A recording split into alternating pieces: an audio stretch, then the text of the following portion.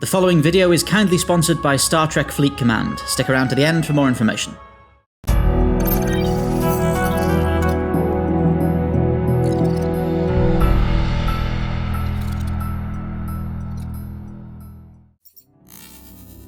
Hey everybody, Daniel from Spacedock here, and today I'm going to be doing something that astonishingly in 6 years of Spacedock I never got around to doing, despite it being pretty much the most obvious video idea imaginable. I am ranking the Starships Enterprise according to my own personal preferences.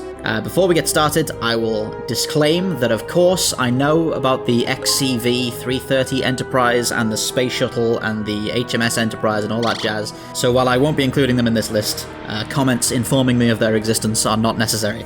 But to get straight into it, and starting at the bottom, my least favourite Enterprise, which I think is probably a lot of people's least favourite Enterprise, is the Universe-class Enterprise J from that one episode of Star Trek Enterprise. This thing was just a bad idea, man. I mean, it doesn't look great, does it? It must be said.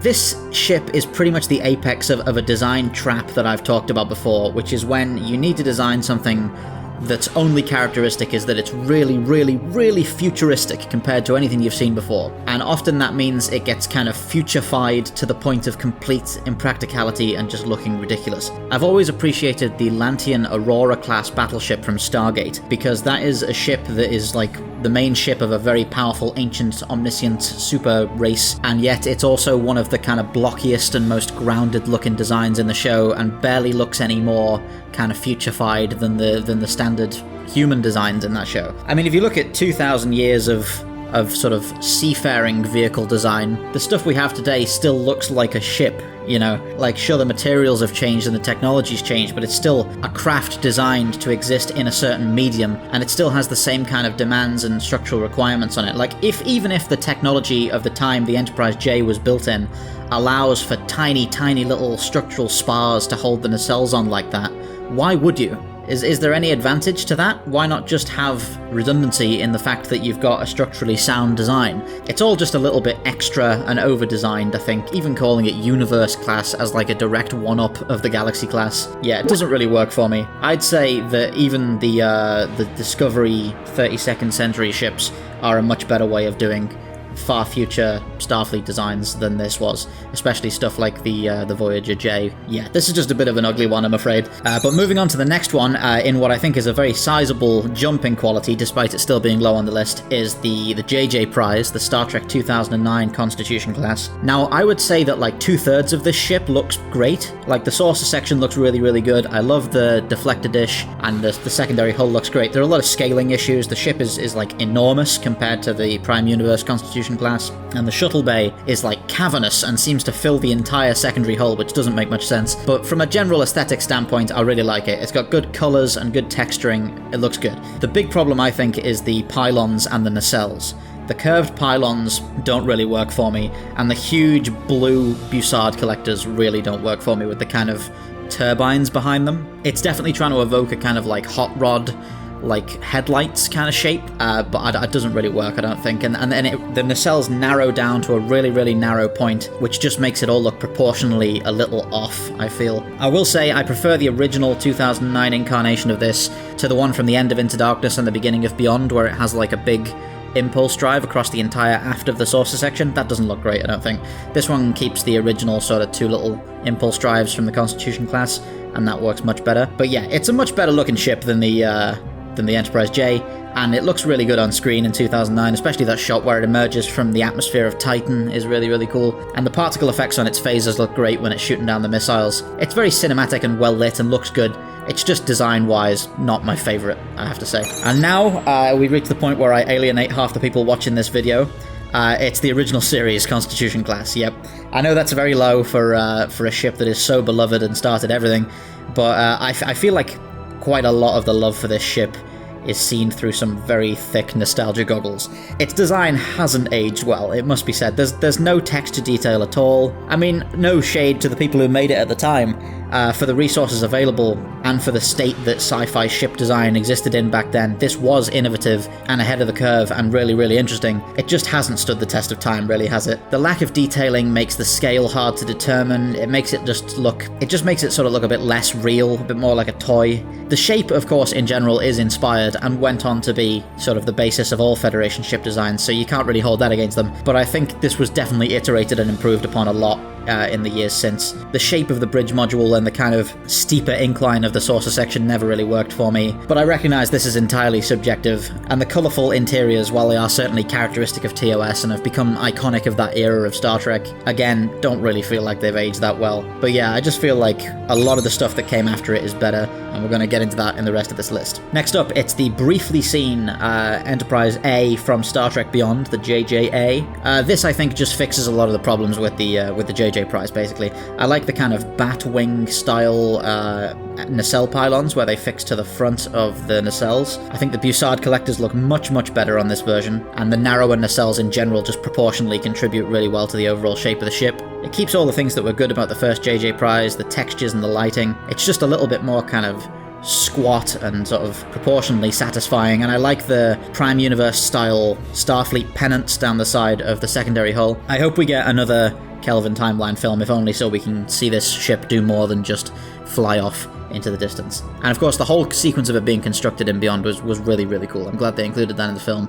That was a gorgeous kind of time-lapse construction there of something we don't really get to see in Star Trek before. It was a totally unique idea for a sequence. There's not too much to say about this because of course its existence was very, very brief, but yeah, the JJA, the refined apex of JJ Prize style designs, I would say. Next up, it is the Ambassador class Enterprise C from yesterday's Enterprise. I think this ship suffered a little bit from design scheduling problems, where obviously there was a much more detailed version of this ship that was supposed to be made. The original Rick Sternbach concept for the Enterprise C, which was a little closer to the D's design with a bit more of a curved secondary hull. But I think the version of the C that we got absolutely works as the middle ground sort of stopgap design between the 23rd century and the Galaxy class. It has that Constitution-style secondary hull and deflector dish. It has the Excelsior-style L-shaped nacelle pylons, whilst overall having a kind of Galaxy-style layout. It's characteristic of an era of Star Trek that sounded really interesting, but we never really got any stories actually set there, so I'm glad we get to see a few instances of this ship showing up later on. It's of course the first Starfleet ship ever to have phaser strips instead of directional phaser arrays, which is pretty cool. And generally I think this ship is just symbolic of well-done chronological world building and iterative ship design to reflect decades having passed. It's a good solid design, and it's a shame they never made a CG model of it, because once Star Trek moved into CGI, the Ambassador class pretty much entirely disappeared, which seems a little odd since the Federation routinely keeps much older ships in service, but it was a cool design while it lasted, and I certainly appreciate it. Next up, it is the Galaxy class Enterprise D, which I recognise is going to be a lot of people's favourite with good reason. This is an iconic design, and a really brave decision to make a ship look like this after everyone had been so used to the Constitution class.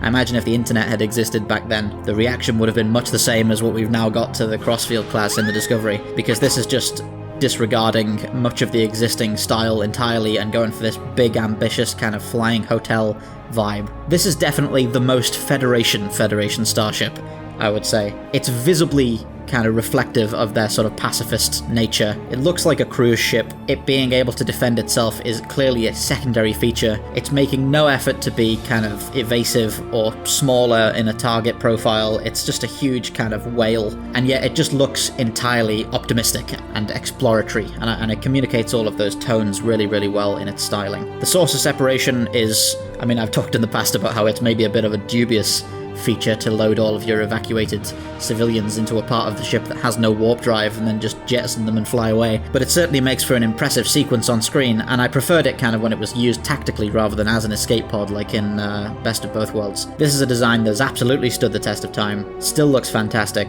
and just defined what the entire 24th century aesthetic was going to look like for Star Trek. The interior is again iconic with its evenly lit beige tones, and it all just feels incredibly homely, and I think that contributed a lot to why people loved TNG so much. It was just a nice relaxed setting to place a show in, and very much felt like the flagship of the Federation. So overall, a great design here, really. Next up, it's the NX class from Star Trek Enterprise. I really love this thing because like the kind of NASA aesthetic that they went for in Enterprise was such a good idea. All of the interiors look gorgeous, the uniforms look great, all of the computer consoles look great, and the really nicely textured details of the outside of the NX class in general just channel all of that, not quite near future, but compared to Star Trek near future design. It's all a bit gnarlier and more detailed. There's all little bits of electronics and panels and airlocks all over the surface and little cargo loading lifts. I like the idea of having a sort of flatter design that kind of takes some inspiration from the Akira, but gives it a sort of pre-23rd century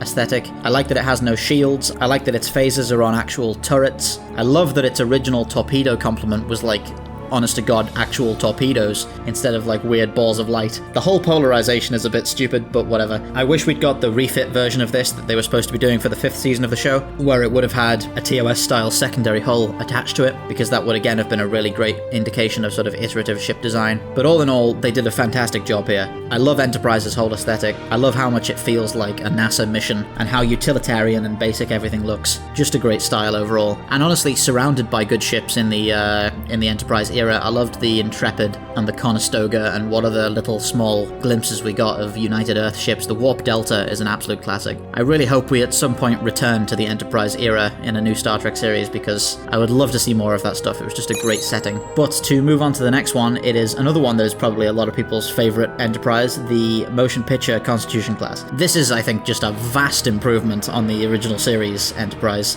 The glowing blue deflector dish looks fantastic. The narrow nacelles look fantastic. The whole profile in general just looks so good, and all of the model work was just brilliant. It looked fantastic in every film it was in. Always great lighting and details. You certainly get to see plenty of it in the infamous, like, 5.5-minute flyby sequence in Star Trek The Motion Picture. I think they improved the interior quite dramatically after TMP and into Wrath of Khan and stuff like that. And I generally loved the kind of traditional like touches of Age of Sail terminology and vibe that kind of made it into this era of Star Trek. I think that was a sort of Nicholas Meyer inspiration. The TOS movies is definitely when you most see all of the bosun's whistles and kind of things like that, and it felt a lot more like a navy than really any other era of Trek, I would say. But yeah, there's little to say about this design other than how fantastic it is, really. I don't think at the time they could really have hoped to improve the TOS Constitution any more than they did here.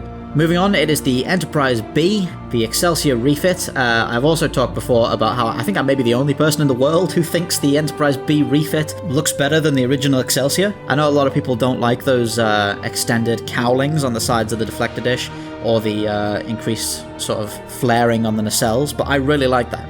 I think it looked great on this, and it looked great on the Lakota in Deep Space Nine, to the point where the secondary hull of the original Excelsior looks almost proportionally wrong to me now that I've seen so much of the refit one. And I also just love the idea that they made an Excelsior class an Enterprise, because it makes sense for the time, and the Excelsior class is so many people's favourite ship because it's just like this classic workhorse of Starfleet, just an all-round really solid design. A lot of people laugh at the Miranda class for lasting so long and still being in service after like 120 years or whatever, but the Excelsior class kind of has the vibe of a heritage ship. It makes thematic sense for that, for the Excelsior to last so long, I would say, because it just has this kind of air of respected previous century workmanship to it, and I like that a lot. It's a really sturdy, bulky looking ship for its time, and I think that's aided even further by the small model changes on the refit. But I would definitely be curious in the comments below if anyone could let me know if they also think the Excelsior refit looks better than the original one, because I'm pretty sure it's an unpopular opinion, but I definitely prefer this one. I think the proportions just look much better, and it looked really, really good in Generations, because that was like in that wonderful era of early CGI where it was being used to augment model shots, and everything just had so much depth to it and just looked really, really impressive. Just a great looking ship overall. And in second place, again, I am sure setting the comment section on fire, is my favourite version of the Constitution class, the Discovery Strange New Worlds Constitution class, the Disconti. I think this just looks fantastic. Admittedly, it's terribly lit in Discovery because that show's space shots are terrible. I guess they've kind of been improving a bit lately, but the blue hue of doom makes it quite difficult to discern just how good this thing looks, but when you get some actual artwork and Eagle Moss stuff on the go and look at it, it really is an impressive looking ship. The running lights on the saucer section look great. I love the sort of Enterprise NX inspired nacelles with the breeches. I love the style of the impulse engines. I love the bridge and the interior in general, which retains that TOS colourfulness whilst kind of grounding it in this more realistic military looking style. I really, really hope that Strange New Worlds gives this ship some nice even lighting and some long beauty shots, I think a lot of people would probably change their minds about it, people who reacted badly to it initially, if they could just see the damn thing properly. Really, I have no complaints with this thing at all, aside from the fact that you can't see it half the time. There's, I believe it's the Ships of the Line calendar that has a piece of artwork of this ship alongside the Discovery, and it just looks so good. Like, all of the nice detailed texturing and the pennants on the nacelles. I know the visual reboot is sort of like something that's pissed off a lot of people in the fan base. Would I have done a visual reboot?